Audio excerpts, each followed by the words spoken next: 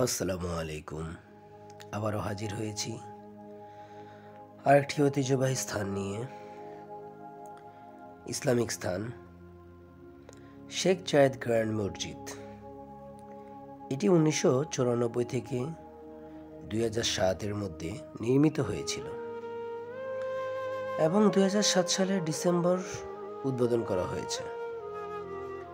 বিল্ডিংয়ের মূল অক্ষটি সৌদি আরবের মক্কায় কাবার দিকে সারিবদ্ধ করে সত্য পশ্চিমের প্রায় 12 ডিগ্রি দক্ষিণে ঘুরানো হয়েছে।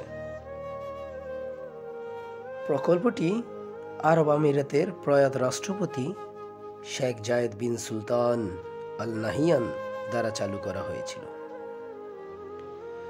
যিনি একটি কাঠামো প্রতিষ্ঠা করতে চেয়েছিলেন যা স্থাপত্য এবং শিল্পের ঐতিহাসিক এবং আধুনিক মূল্যবোধের সাথে ইসলামিক বিশ্বের সাংস্কৃতিক বৈচিত্র্য একত্রিত করবে। 2004 সালে শেখ জায়েদ মারা যান এবং তাকে মসজিদের আঙ্গিনায় সমাহিত করা হয়। শেখ জায়েদ গ্র্যান্ড মস্ক সেন্টার অফিসগুলি পশ্চিম মিনারে অবস্থিত।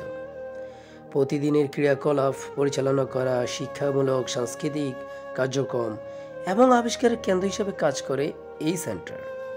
উত্তর পূর্ব মিনারে অবস্থিত লাইব্রেরিটি ইসলামিক বিষয়গুলির একটি পরিসীমা সম্বোধন করে।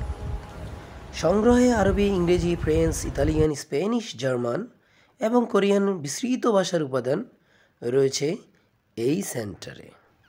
এই ইসলামিক স্থানটি দেখতে হলে ঘুরে আসেন আরব আমিরাতে এবং দেখে আসুন শেখ জায়েদ গ্র্যান্ড মসজিদের অপরূপ সৌন্দর্য।